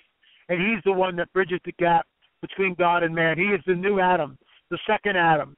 And by his blood sacrifice on Calvary, thousands of years ago, that's how we're redeemed. When we believe on him who was sent, and we believe that the blood of Jesus cleanses us from all of our little nasty stuff, and then we get eternal life. And then we are changed. And I don't know how that happens, but we are changed. And I believe it, literally. And I think our DNA begins to change. And the old man begins to die, and the new man, the spirit man, is born from above. And everything changes, and life changes. And you find yourself 35 years later talking on radio shows about Yeshua all day long. Go figure. That's exactly right. We're getting the earnest of our inheritance, and it's doing things to us and changing us day by day, and hopefully at the same time we're picking up our cross and following him, Yeshua, and all of that's so politically incorrect now. One thing I'm finding L.A. is the fact that, not only right now is anti-Semitism or the hate of the Jews so strong all over the world, and especially even America, but now it's also turned against the Christian peoples. I mean, we're seeing that so profoundly lately, and it's got to be demonic. Well, there is. There's a demonic entity, Lucifer, the fallen cherub, the fallen one, as I prefer to call him, and that's with the stake. There's a heavenly war that's been going on for thousands of years. It's spilling out over on the planet. It will eventually culminate in the rise of the Antichrist, a one-world religious system, a one-world government, and we see George Bush, a new world order. There you go. That's what's coming, Larry. That's what's coming. Well, interestingly, too, you mentioned that name of one of the presidents, and, there is some tie-ins. I think he was in Dallas at a certain date. And, not that there would be any conspiracies, of course, but, of course not. You start connecting these dots, as I call it.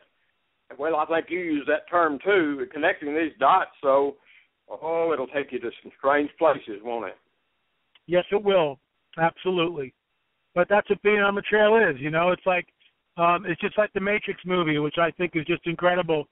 People can either stay asleep or they can wake up and see what's going on. And shows like yours and Dorothy and other shows that I've been on, that's what it's about. It's trying to wake the people up and have them look at, the red pill, the blue pill. You can stay asleep if you want, or you can take the right pill and become awake, aware and alive as to what's really going on this planet.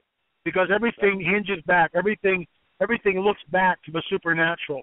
There's a supernatural cause for what we are seeing. The present political landscape is in direct correlation to supernatural events that happened in some cases millennia ago. Everything that we're seeing now in Islam is based on the supernatural events in Islam that happened thousands of years ago, 1,300 years ago. The Jews are back at the Wailing Wall, which is no part of the temple, by the way. But they're back there because they base their entire structure and even parts of their government is based on the fact that Moses received the commandments from the living God, the true God, on Mount Sinai some 4,000 years ago. And that has colored the body politic. In this country, the Constitution, and I understand there were Masons, I get it, but the fact that we have our rights that are God-given not by a government, but that they are inalienable, that they are God-given rights, that comes from a Judeo-Christian worldview. Certainly, the supernatural has, in fact, colored the body politic in ways that we can't even imagine. Oh, absolutely. And L.A., we got another question for you. Go ahead, Dorothy. You there, Dorothy? Hello, Dorothy. Hello, Dorothy. My producer. I'm sorry, Where yes, art thou? I have a question from Raj. She would like to know what LA thinks about China declaring that war is inevitable since we are in their South China Seas. Well, I think that Obama has done a great job in reducing our military, in making us look weak among the nations. The Chinese are no friends of the Americans. They hold much of our debt, and when they call it in, that's when the Chinese yuan will take over, and the new global currency reset, which will wipe out pretty much every American. It will cause and create instant anarchy, which is what Jade Helm is all about, is to protect the status quo and keep the same weasels in power that have always been in power. I was just taken aback by Mitch McConnell, the Speaker of the Senate. Might as well have just been Harry Reid. There's no difference between McConnell and Harry Reid, with all due respect to both men. And they're just tying with Obama, and it's business as usual. Rand Paul was the only person, he and Ted Cruz, who stood up and counted and said, no more Patriot Act. Stop it. And filibustered for 10 hours. Bully for Rand. He's got my vote. Or Cruz. He's got my vote. You know, get term limits. Throw the bums out. Get rid of the career politicians like Hillary Clinton, who can't point to a stinking thing she's done other than completely screw up Benghazi, where 4 Americans, I believe, were killed, either 3 or 4. And our ambassador was tortured to death and then sodomized. Are you kidding me? Are you kidding me? Where's the outrage? You know where the outrage? You know why there's no outrage, Larry? In this country? A rhetorical question. There's no outrage because the media doesn't do its job anymore. The media will go out on a limb and tell us all about the baker who didn't bake the cake for the gay couple. They'll tell us all about Bruce Jenner's sex change. They'll make a big deal about Deflategate. Were the footballs really deflated? Did he know before? This is what they focus on. Instead, they don't tell how many trillions of dollars in the opium harvest. What, over $1 trillion last year? $1 trillion in the opium harvest in Afghanistan. Who's profiting by that? And why is the war dragging on after 14 years? And did, in fact, the CIA train what is now ISIL to actually depose Bashar al-Assad, which, of course, what they did do.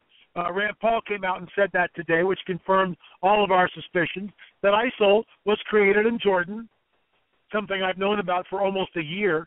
ISIL was created in Jordan to topple Bashar al-Assad, and they went rogue. They went, well, screw this. Why are we working for the Americans? We'll just set up our own caliphate. And that's exactly what they've tried to do. And that's exactly what they've done. They just took Ramadi. Why aren't we shown the horrific images of the torture, the ongoing torture that is going on in Syria? Why aren't we shown the beheadings and the slaughter of Christians all throughout Iraq at the hands of ISIL? We're not. And so the American people are kept in this laissez-faire attitude of American Idol and Dancing with the Stars and Bruce Jenner's sex change and Deflategate and all the other nonsense, Anthony Weiner's Wiener, all the absolute nonsense that the media is completely in the tank, and that's just the way it is. And yet, Fox News, Jeb Bush.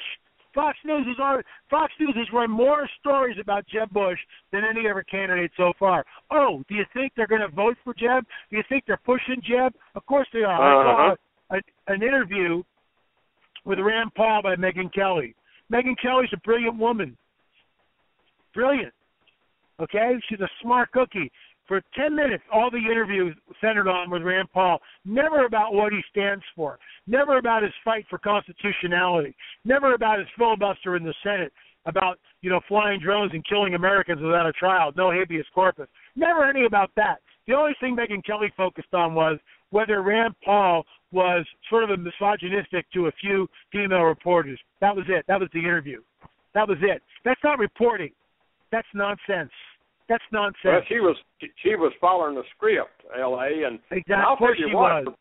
For people that hadn't seen it, they need to go on your website and look at the YouTube video of Judge Andrew Napolitano's last exhortation to the American people that got him fired. That's the one that got him fired. That's it. And he does it with such passion and verve and panache, and right from the core values, right from his gut, man, right from the core. And I applaud him. He's one of my heroes. Judge Napolitano is one of my heroes. Guy's amazing. Oh, I'm just like you. I mean, matter of fact, that skipped over me. I missed that YouTube for a while until it came up and I found it. But he's my hero. Matter of fact, my wife would tell you, anytime he comes on, I get closer to the TV. I want to hear what he's got to say because he's always right in there. Yeah, I love him. I think he's one of the smartest men on the planet. We got any more questions for L.A., Dorothy? I know he's going to have to get off here in just a minute. I just have one, and that's for me. I'm wondering, L.A., if you are sensing anything about Jade Helm actually going live this year. Well, I was on a Never Talk show this morning, and we talked about that. The idea that why 9/11 was going on, there was a drill happening at the same time about planes, terrorists hijacking planes and flying in the buildings. I mean, that was literally going on while 9/11 was going on. When the Boston bombing was going on, there was a drill to simulate a bomb going off at the marathon. I'm not making this stuff up. I mean, that's all documented. It's like, what? So I'm very alarmed at what I see with Jade Helm. Very alarmed.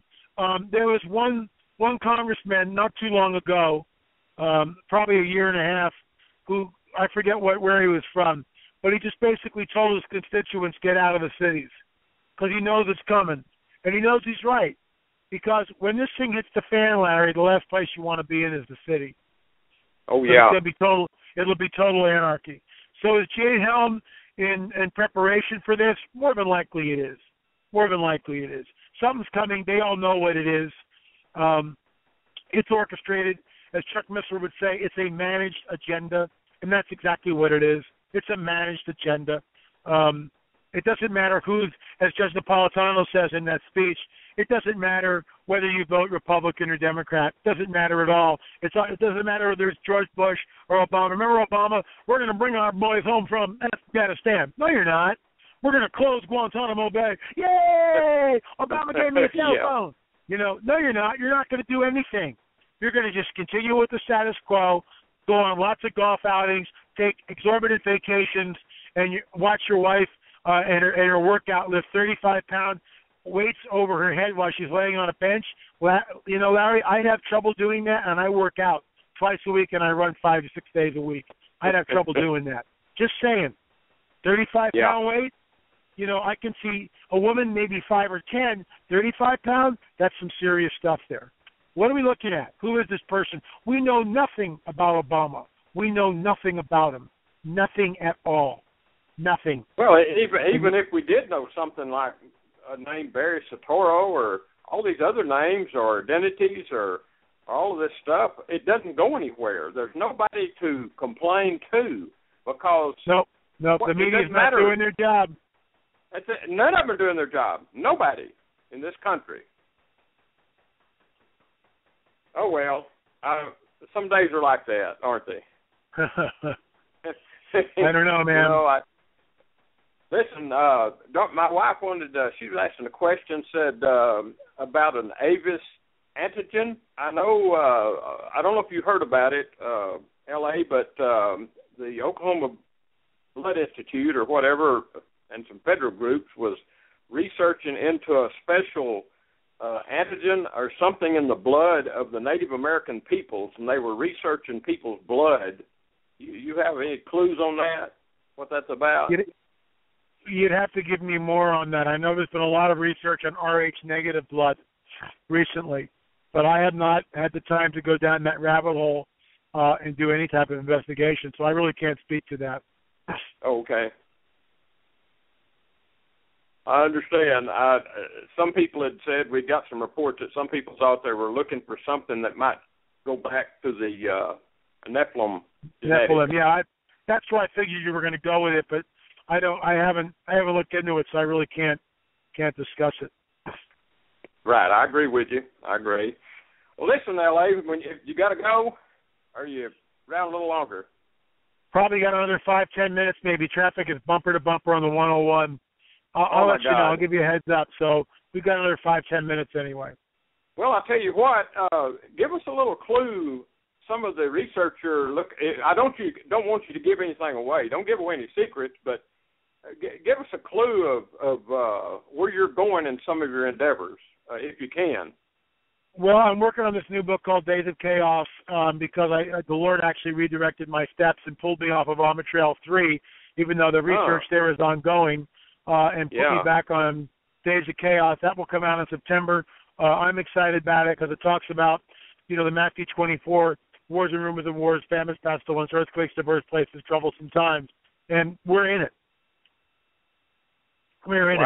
And, I've got 22, 23 chapters, and we're working on it, and hopefully we'll pump that down the pipeline probably September sometime. When are you expecting Watchers 9 to be out or produced?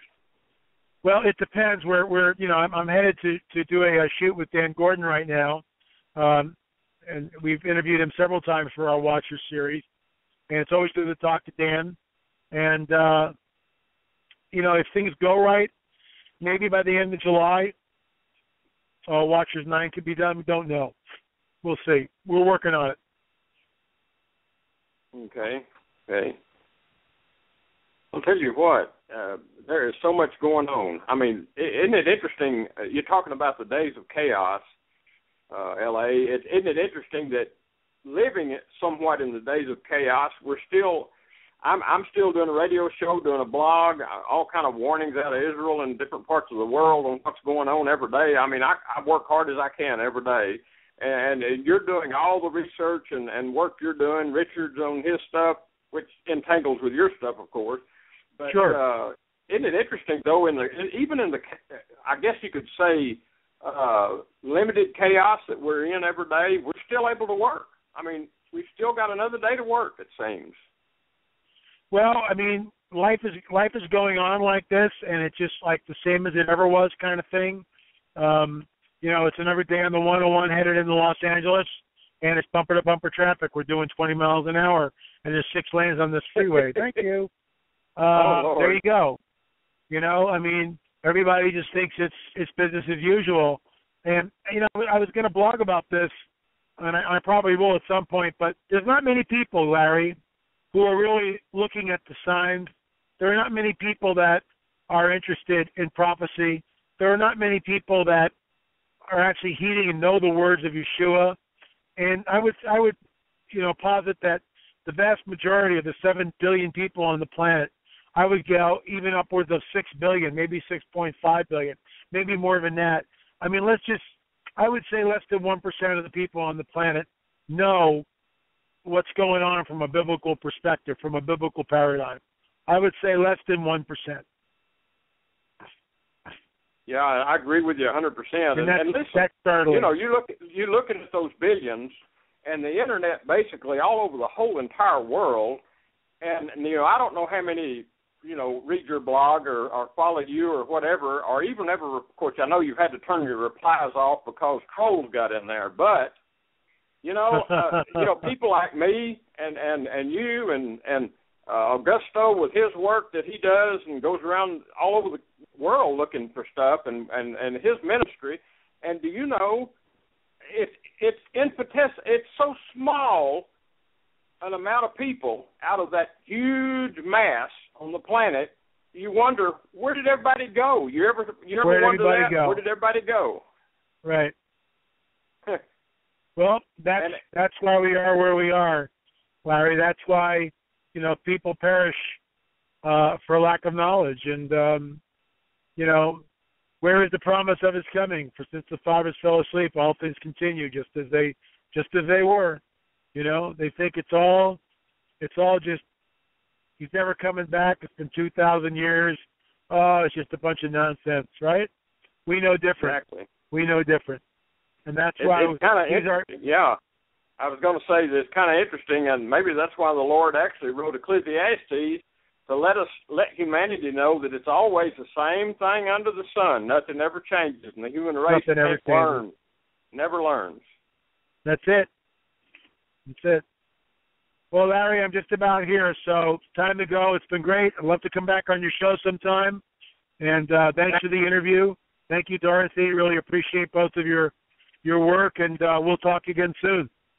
Thanks, L.A., and we'll set up another one sometime. And shalom, my friend. Shalom to you, too. God bless. God bless. Okay, Dorothy, I guess L.A. has arrived. I mean, isn't that a good way to end the show, for the host to announce that you have arrived? What do you think? I think that's awesome. That's pretty good. You got any more? Anybody want to ask me anything? Or we've got a few more minutes here, and we'll just we'll carry on a little bit longer. I'll tell you what. I'll tell you, I have so much news. I'm overwhelmed. I've got notes. Well, my wife, if she's on there, but it looks like she is, she's probably laughing right now because I've got stacks and stacks and stacks of notes.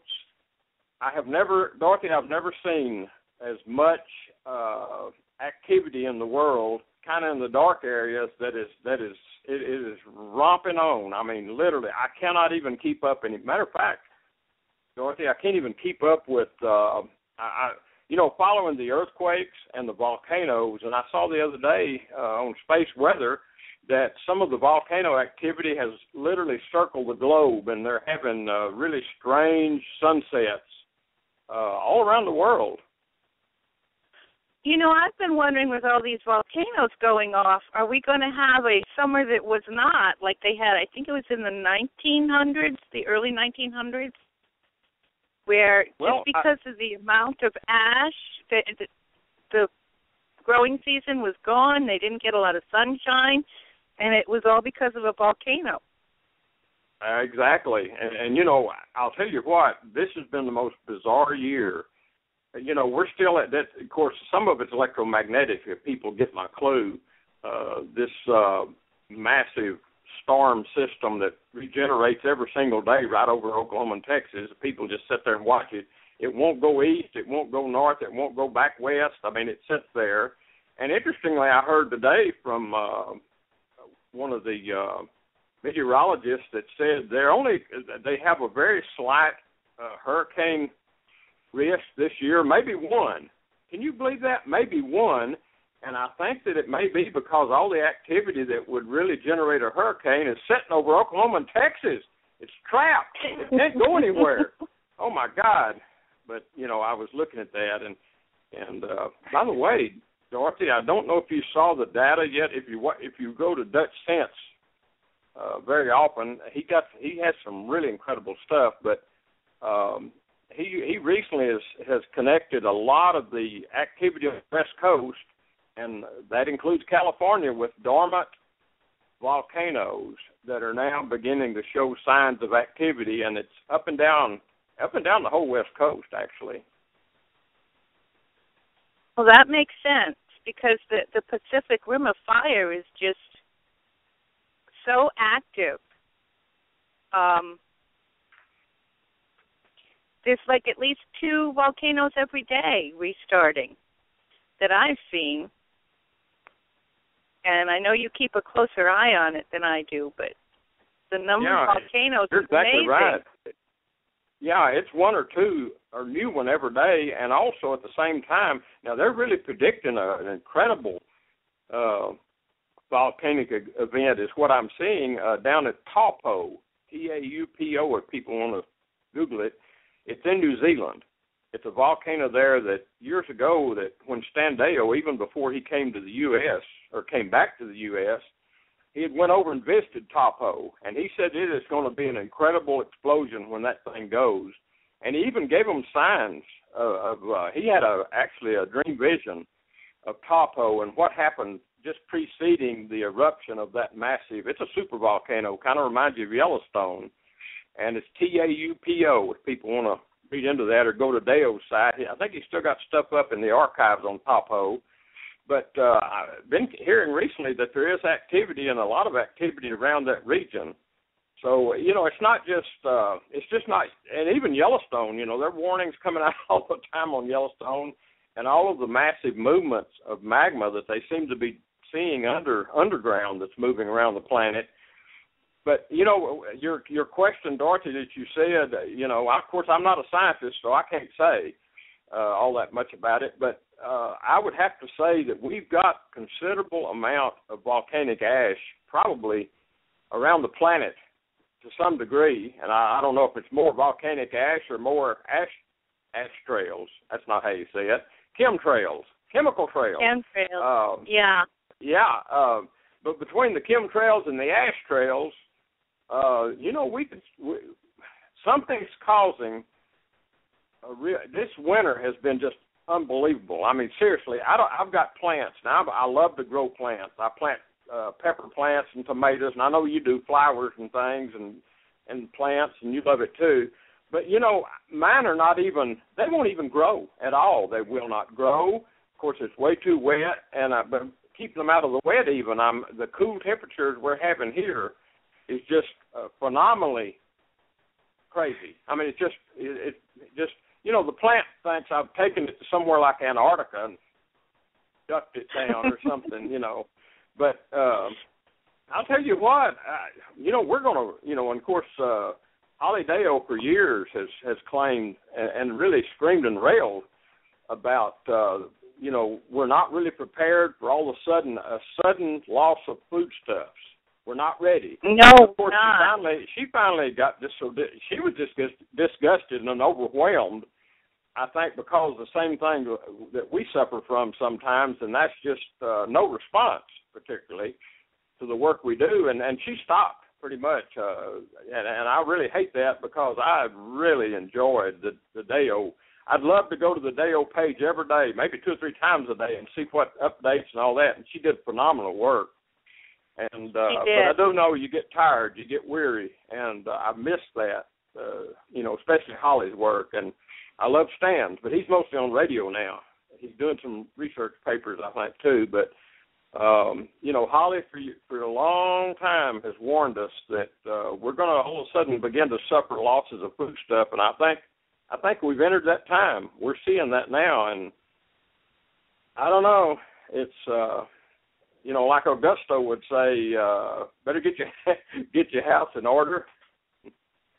Absolutely. We've been losing all the trees in the backyard lately. Huh. They're just dying and falling over. Well, we're having that here. They're not getting fed. Are you? Yeah, we're. I don't what know are we about 1,000 miles from you, or 800, something like that? And do you know Absolutely. that? Yeah. Yeah, we're having the same thing. I've watched these woods closely, and I told Arnett not too long back. I said all these trees are dying. Some of them are starting to die at the top, and we're having a lot of trees just falling over. Of course, we are having shakings, this earthquake. We have a lot of. Matter of fact, never before since I've been here have I seen purity rock slides onto our roads, but we're having them now where they've got to bring heavy equipment up and move them off the road, and we've never seen that before. But, Oklahoma's suddenly taken a turn for lots of earthquake activity. Man, are we having it, and things are changing.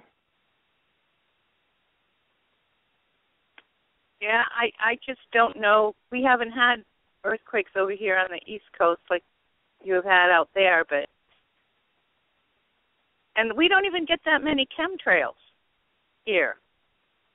So I have no idea what's killing them. I know Harold has tried to grow tomatoes the last few years, and we're lucky if we get green ones by the end of the growing season. I know. Yeah, it's that same thing here. like Dorette says sometimes, those said, well, I can sure fry them green, but, I like to see them turn red. I like to see them get ripe and red. But we're beginning to a lot of our stuff's not growing anymore. It's just, there's no growth. And I've noted, too, that, a lot of the plant life that you're seeing anymore, it's really not, it doesn't look that healthy. And I was going to ask you a question. You know a lot of things. You've been around a few days. I probably need to ask Standeo this, but I read somewhere, and I don't know if it's true or not, but I was wondering, is it the reason that we see leaves and grass and stuff like that green is because green is the only light color they cannot absorb? I had never thought of that. I wondered, after I read that,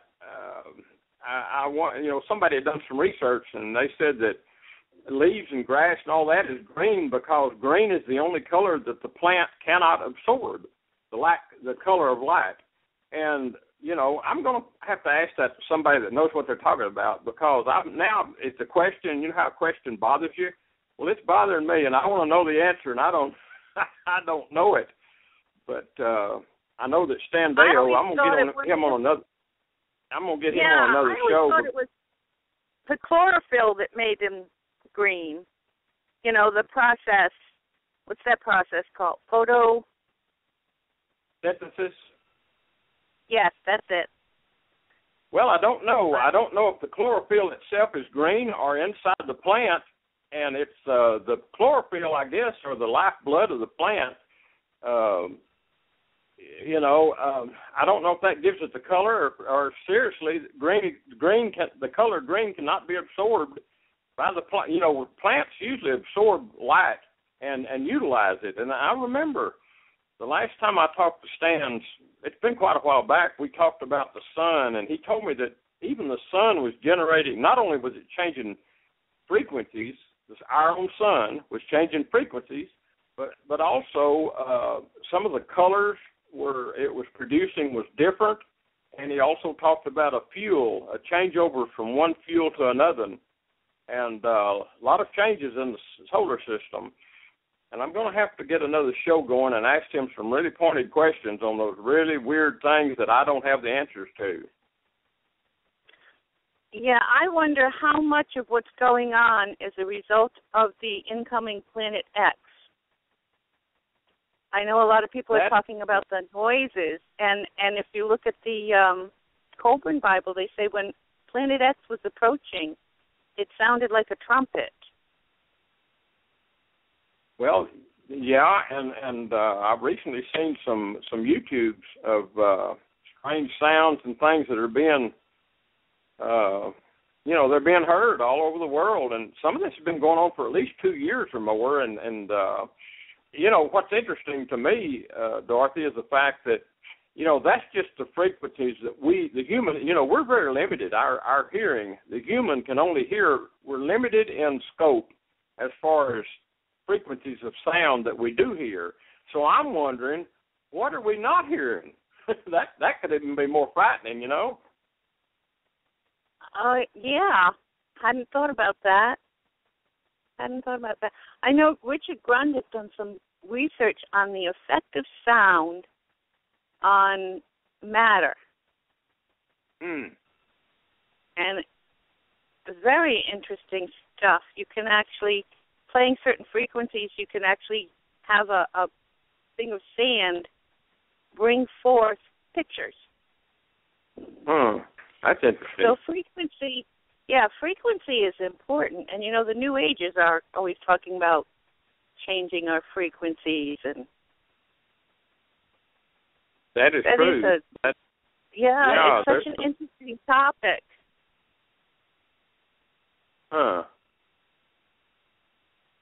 That's amazing. That's a lot of questions. We're going to have to come up. We're going to actually have to come up with somebody that's smart and get them in a corner and maybe waterboard them a little bit and get some answers, for these questions we've got. There you go. But I will try to. I was going to say too. I know people like hearing shows that I do, and I haven't done too many for some time because I had been off and on really, really ill. I've been sick. And a lot of that seemed to have corrected itself, and I'm really glad. And I'm going to try to get into a few more shows. Like I told L.A., you know, it seems like even living in the chaos, and we've entered into some of the chaos, no doubt about that, there seems to still yet, and Augusto, I talked the other day to him about it, and he said, yeah, that it seems like we still have a working window. There's still a window of maybe weeks or months or maybe longer. We don't really know. I mean, I don't have a calendar that shows it, but, you know, when everything stops. But, you know, we've got to continue on, and I'm going to try to start doing more shows. And there's a lot going on. There's just a lot going on. And, you know. Yes, there is. And I didn't know if you got anything. Where they can find blog. Although. That's why. Tell everybody before, because we've only got about 5 minutes. Tell everybody where they can find your blog, where you keep up on everything. Well, it's certainly a keeping up on things blog, and some of it, what you see on my blog is unusual, should I say. And you know, my blog actually, let me give you the location of it so people can write it down, and it's LarryWTaylor.org. That's LarryWTaylor.org, and literally you can just go there every day. You can go there yourself anytime you want to and look and see what's up. You can even read the old stuff. But something interestingly, Dorothy, I wanted to tell people, since we've got a minute or two going, is the fact that my blog is kind of a mystery. It's a little bit of a mystery. It's not what everybody looks at and sees, because sometimes I put things in my blog that are a clue, or maybe a hint, or, you know, it's almost like working you know, my grandmother used to work crossword puzzles years ago. Every day you got the newspaper, it'd have a new crossword puzzle, and she spent lots of time working crosswords, and she would fill in all those blanks. And so my blog, in a way, is like a spiritual crossword puzzle to a degree. It's a mystery. And most people don't think that's true, but it really is true. And you go there and, you know, some of the things you need, if you don't need them, don't worry about them.